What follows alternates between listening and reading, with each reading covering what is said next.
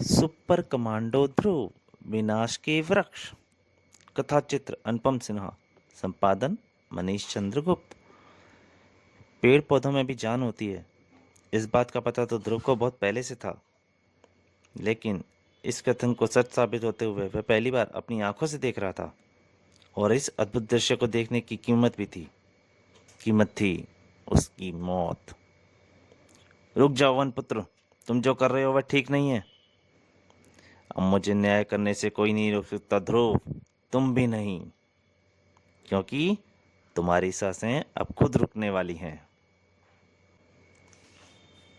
हजारों वर्ग मील में इलाके में फैले नेशनल फॉरेस्ट के घने जंगल में अपने अंदर कितने रहस्य छिपाए हुए हैं, इसका पता खुद फॉरेस्ट गार्डों को भी नहीं है। इन पेड़ों के बीच में सिर्फ दुर्लभ जंगली पशु ही नहीं, बल्कि कई ऐसे कबीले भी जिंदा हैं जिनके बारे में कोई कुछ नहीं जानता। हम फॉरेस्ट गार्डों की ड्यूटी इन जंगलों के साथ साथ पशु पक्षियों और कबीलों की रक्षा करना भी है। यह तो मैं समझ गया, लेकिन शेखर तुमको खतरा किससे है यह भी तो बताओ। गैर कानूनी शिकारियों से, और उनसे भी ज़्यादा पेड़ों की गैर कानूनी कटाई करने वालों से। ये लोग इतनी अंधाधुंध गति से पेड़ों की कटाई करते हैं कि जल्दी ही तुमको इस जंगल की जगह रेगिस्तान नजर आएगा। ऐसा है तो तुम इन अपराधियों को पकड़ते क्यों नहीं? चाहते तो हम भी यही हैं ध्रुव, लेकिन हमारे लिए फिलहाल हजारों मील में फैले इस जंगल पर नजर रखना संभव नहीं हो पा रहा है। इसलिए तो हमारे डिपार्टमेंट ने अपनी सुरक्षा व्यवस्था मजबूत करने के लिए तुमसे मदद मांगी है। वन तो हमारी संपत्ति है, इनको बचाने के लिए मैं हमेशा ही तैयार। ओ माय गॉड, क्या हुआ शेखर? वह देखो ध्रुव, किसी ने पेड़ों को काटकर यह नया रास्ता बनाया है। और ये देखो जमीन में ये गड्ढे। हाँ, लेकिन इन गड्ढों से क्या? ये हाथी के पैरों के निशान हैं शेखर। कुछ गड़बड़ तो जरूर है। आओ देखते हैं कि क्या चक्कर है। लेकिन ऐसे जंगल के अंदर जाना बहुत खतरनाक है ध्रुव। तुम शायद जानते नहीं, ये खूंखार शेर चीतों के खुलेआम घूमते हैं यहाँ पे। हमको राइफलें, टॉर्च और पूरी सर्च पार्टी को लेकर यहाँ आना चाहिए। मुझे किसी पार्टी की जरूरत नहीं है शेखर। वैसे अगर तुम जाना चाहो तो वापस लौट सकते हो। मन तो लौट जाने का ही करता है, लेकिन ऐसा करने से ध्रुव मुझ पर नहीं नहीं। नहीं नहीं ध्रुव, जब तुम साथ हो तो डर कैसा? तो फिर चलो शेखर, देर करने से कोई फायदा नहीं है।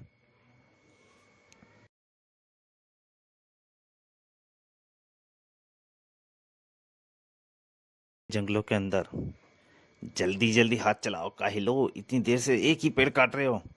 कभी भी कोई खूंखार जंगली जानवर यहाँ फॉरेस्ट गार्ड इधर की तरफ आ सकता है। बस साहब, अभी थोड़ी देर में काम हुआ जाता है। आरी के पैने दांत पेड़ के तने में धंसते चले गए और कई मीटरों ऊंचा विशाल गड्ढा वृक्ष जैसे करार कर नीचे गिरने लगा। कर लेकिन पेड़ की यह करार अनसुनी नहीं गई।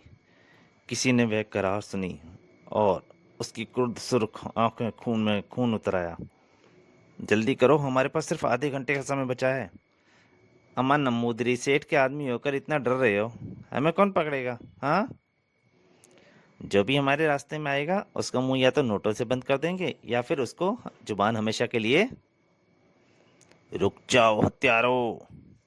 सबके सिर एक साथ घूम गए और सभी की आंखों में भय झलकने लगा, जो अगले ही पल गायब हो गया, क्योंकि उनके सामने फॉरेस्ट गार्ड नहीं बल्कि एक जंगली खड़ा था। हा हा हा, एक सेकंड के लिए तो साला दिल धड़कना ही भूल गया था। यह जंगली तो बोलना भी जानता है। कहो क्या चाहते हो? न्याय। खून का बदला खून।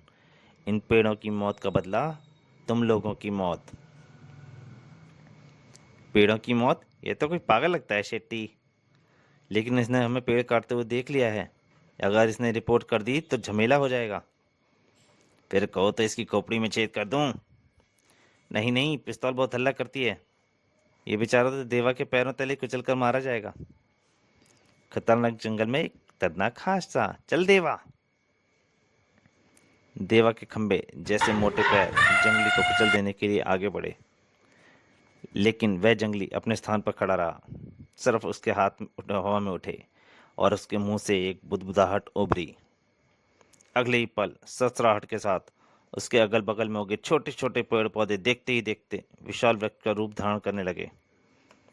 देवा का भीम का शरीर अपनी गति रोक नहीं पाया और अपने रास्ते में एकाएक उगाई उस बादल से जा टकराया। टक्कर जोरदार थी। देवा एक चिंगाड़ के साथ जमीन पर जा गिरा। पेड़ों की जड़ें भी हिल गईं, लेकिन फिर भी वह अपने स्थान पर खड़ा रहा। सभी की आंखें आश्चर्य से गोता खा गई थीं। ये तो कोई जादूगर लगता है स्वामी। मैं तो कहता हूँ कि यहाँ से भाग लो। स्वामी ने मुसीबत से भागना नहीं सीखा शेट्टी, बल्कि उसको खत्म करना सीखा है। स्वामी की उंगलियां राइफल के दर्द इर्द गिर्द कसने लगीं और एक धमाका हुआ। निशाना सच्चा था। गोली जंगली के सीने की तरफ तेजी से लपकी, लेकिन वह जंगली अपने स्थान पर ही खड़ा रहा। उसको यह नहीं पता था कि यह धमाका मौत की आवाज है और गोली उसकी मौत। लेकिन किसी को शायद यह बात पता थी। पेड़ की एक डाल अपने आप ही आगे बढ़कर गोली और जंगली के बीच में आ गई और गोली ने अपना रास्ता बदल दिया, लेकिन पूरी तरह से नहीं। जंगली के दिल की तरफ बढ़ती गोली कंधे को रगड़ खाती हुई निकल गई और एकाएक जंगली के मुंह से एक चीख निकली, आ! और चीख ने जंगली के अंदर सोए वहशी को जगा दिया और अगले ही पल सारा जंगल फूट पड़ा। चारों तरफ से बढ़कर पेड़, डालें, बेल और चट्टान ने हर चीज को अपनी गिरफ्त में ले लिया। किसी को कोई मौका नहीं मिला। हमको छोड़ दो, हमको छोड़ दो। छोड़ दूं? अपने दोस्तों को बेदर्दी से काटने वालों को छोड़ दूं? कहीं, कभी नहीं। अब ये बेबस तुमसे बदला लेंगे, ये तुम्हारी जान लेंगे। नहीं नहीं, इसमें हमारा कोई कसूर नहीं है। ये सब तो हमने नंबूदरी, अपने मालिक नंबूदरी के हुक्म पे किया है। हाँ, अगर वह हमसे नहीं कहता तो हम ये पेड़ कभी नहीं काटते। तो इस हरियाली का असली दुश्मन तेरा मालिक नंबूदरी है। कहाँ रहता है वह गिद्ध? बोल। वह शहर में रहता है। ठीक इसी वक्त ध्रुव और शेखर वहां पर पहुंचे। यह सब क्या हो रहा है यहाँ पर? साहब, हमारी जान बचाइए साहब। हम अपना जुर्म कबूल करते हैं, लेकिन हमें इसके से बचा लीजिए साहब। अब तुम लोगों को मुझसे कोई नहीं बचा सकता।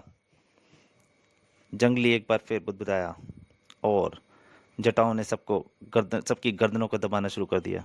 आश्चर्य, पेड़ इसकी बात मान रहे हैं, लेकिन इसको यह सब करने से रोकना होगा।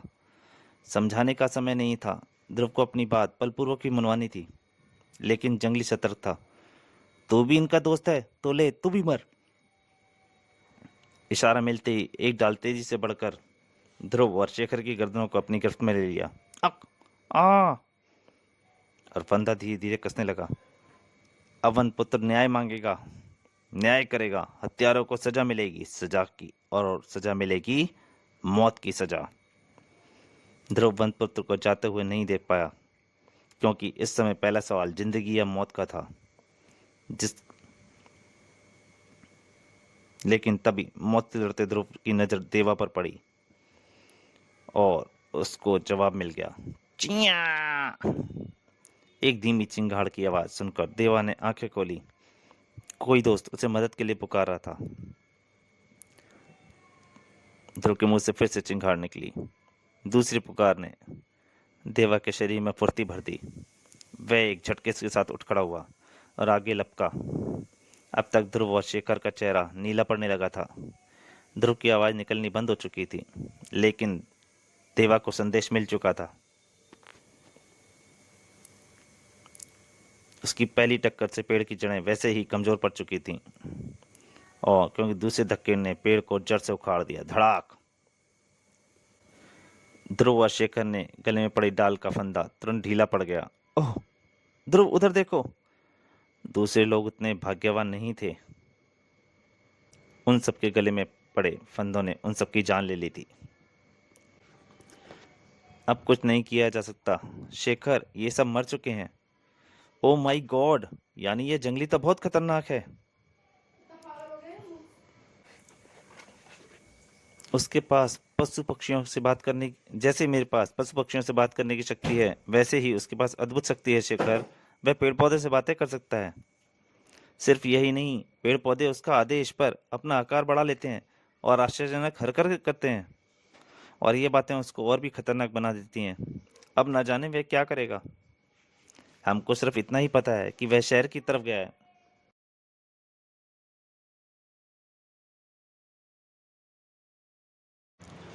लेकिन शहर में कहाँ? यह तो सिर्फ इन लोगों से पता चल सकता था, लेकिन अब इनकी जुबानें हमेशा के लिए खामोश हो गई हैं। इस वक्त हम सिर्फ एक ही काम कर सकते हैं, पूरे राजनगर की पुलिस को अलर्ट करने का। मेरी मोटरसाइकिल में पुलिस बैंड ट्रांसमीटर लगा है, इससे हम पुलिस हेडक्वार्टर को तुरंत मैसेज भेज सकते हैं। तो चलो। लेकिन इस चक्कर में असली काम तो रह ही गया, तुम्हारी सुरक्षा व्यवस्था का। इसके लिए मुझको दो बातों की जानकारी चाहिए। पहली कि यह पेड़ों की अवैध कटाई कहाँ कहाँ और किस किस दिन हुई है, और दूसरी यह है कि उस दिन उस एरिया में किस किस फॉरेस्ट गार्ड की ड्यूटी लगी थी। यह रिपोर्ट तो तुरंत मिल जाएगी, लेकिन इससे फ़ायदा क्या होगा? इससे मुझे यह समझना काफ़ी आसान हो जाएगा कि इस नेशनल सिक्योरिटी फॉरेस्ट की सुरक्षा व्यवस्था को और ज़्यादा मजबूत कैसे बनाया जाए। दूसरी तरफ नंबूदिरी की तलाश में वनपुत्र राजनगर में आ चुका था। शहर का वातावरण वनपुत्र के लिए अनजान और डरावना था, लेकिन वह भयभीत नहीं था। कभी इस जगह पर हरा भरा जंगल हुआ करता था दोस्तों, लेकिन तुम्हारे जैसे लाखों पेड़ों की हत्या करके यहाँ पर मिट्टी के ऊंचे घर बना दिए गए हैं। आखिर ये इंसान कब समझेंगे कि तुम्हारी जान की भी कोई कीमत है? तुम लोग इनके का कुछ नहीं देते, लेकिन बदले में ये तुम्हारी लाशों का सौदा करते हैं। इसकी कीमत इन सबको चुकानी पड़ेगी, और शुरुआत होगी नमुंद्री से। तभी एक पुलिस जिप्सी ने उसे देखा। वह कौन है सर? क्या ये वही तो नहीं जिसके लिए शहर में रेड अलर्ट जारी किया गया है? इस जंगली के लिए? लगता तो नहीं, पर हो सकता है कि यह वही हो। चलो देख ले जाया जाए। एक कौन है तू? यहाँ क्या कर रहा है? हमारी बात समझ भी रहा है ना? कुछ बोलता क्यों नहीं? तुम भी कमाल करते हो हवलदार। ये अनपढ़ और जाहिल जंगली हमारी भाषा कैसे समझेगा? तो इसको दूसरी भाषा समझाता हूँ साहब, चलो हमारे साथ। हवलदार ने वनपुत्र का हाथ पकड़ा उसे खींचने के लिए, परंतु हवलदार वनपुत्र को हिला तक नहीं पाया। तुम जानते हो नंबूदिरी कहाँ रहता है? अरे तू तो हमारी भाषा जानता है। नंबूदिरी? कौन नंबूदिरी? अच्छा नंबूदिरी, हाँ हाँ, चलो हम उसको उसके पास ही ले चलते हैं तुम्हें। वनपुत्र ने चलने के लिए कदम आगे बढ़ाए, पर तभी पेड़ के पत्ते बगैर हवा के हिलने लगे। वातावरण में एक सरसराहट उभरने लगी। पेड़ वनपुत्र को कुछ बता रहा था। तो तुम मुझे पकड़ने आए हो नादान इंसानों। वनपुत्र को पकड़ना खेल नहीं है। वनपुत्र ने हल्का सा एक इशारा किया और पेड़ की मोटी मोटी सड़क की सतह की फोड़कर बाहर निकलने लगी। पलक झपकते ही जड़ों ने ऑक्टोपस की तरह बाहों की तरह हर वस्तु को अपनी मजबूत जकड़ में लपेट लिया। अभी सिर्फ चेतावनी देता हूँ, लेकिन अगली बार मेरा रास्ता रोका तो ख़त्म कर दूंगा। अब बोलो, मुझे नंबूदिरी कहाँ मिलेगा? हाँ, हमको नहीं पता। इस नाम के तो कई आदमी इस शहर में रहते होंगे। कोई परवाह नहीं, उस दुष्ट का पता तो मैं खुद लगा ही लूंगा। वनपुत्र का न्याय होकर रहेगा। और शहर के एक हिस्से में, सेठ, नंबूदिरी सेठ, गजब हो गया। क्या हो गया? तेरे पीछे पीपल का भूत पड़ गया क्या? माल गोदाम तक पहुंचा या नहीं? माल? माल को छोड़ो सेठ, हमारे सारे आदमियों को पेड़ों ने मार डाला। रास्ते में ठर्रा पीता हुआ आया है क्या? बोलना भी नहीं आता? ऐसा बोल कि आदमी पेड़ के नीचे दब गए। लेकिन सारे के सारे आदमी एक साथ पेड़ के नीचे कैसे दब सकते हैं? दबे नहीं सेठ, पेड़ों ने उनका गला दबाकर मार डाला। क्या बकता है गधे? सच बोलता हूँ सेठ, पेड़ों ने ऐसा एक जंगली के इशारे पे किया, और वह आपको मारने के लिए शहर आया है। मुझे मारने के लिए या मेरे हाथों मरने के लिए? यही चंडू गाने की खप सुनाने आया था यहाँ पर।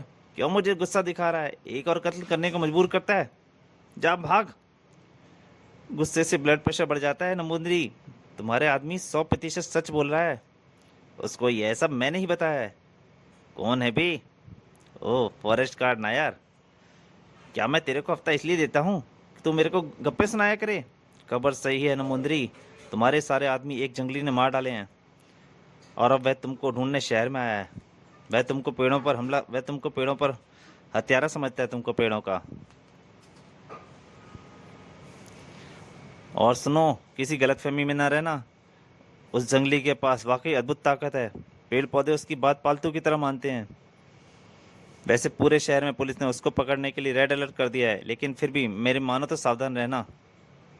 और पुलिस हेडक्वार्टर में हमारी एक पुलिस पार्टी को उस जंगली का पता चल गया था ध्रुव। लेकिन अब मैं कैसे कहूँ? लेकिन उनकी जीप को एक पेड़ों की जड़ों ने तोड़ दिया।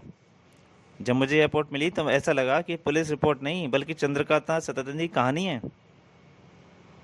यह कहानी नहीं बल्कि आश्चर्यजनक सत्य है सर। उस जंगली वनपुत्र के पास अद्भुत शक्ति है। फिर वह कहाँ गया पता नहीं। कोई भी पुलिस वाला उसका पीछा नहीं कर पाया, लेकिन वह कब तक छिपेगा उसका पता तो हम लगा ही लेंगे। वैसे अगर हमको उसके शहर में आने का पता लगा होता तो उसको ढूंढने में ज़्यादा आसानी रहती।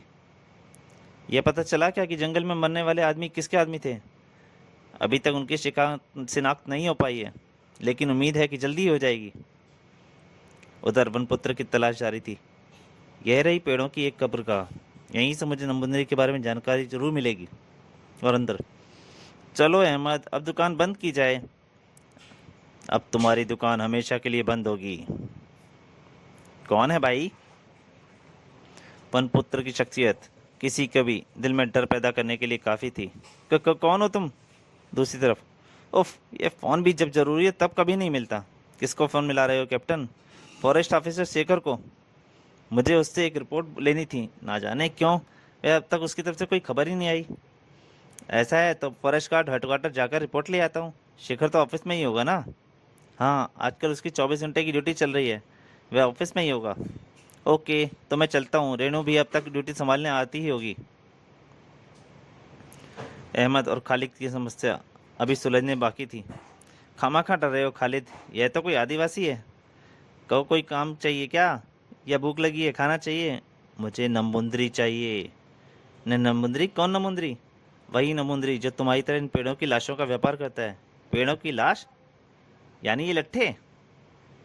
ये नमुंदरी सेठ की बात कर रहा है अहमद, जो हमें 2 नंबर वाला माल सप्लाई करता है। इसे कुछ मत बताना। मुझे तो इसके इरादे ठीक नहीं लगते। तुम तो जन्मजात डरपोक हो खालिद। बहुत नाटक हो गया। मैं इसको अभी उठाकर बाहर फेंक देता हूँ।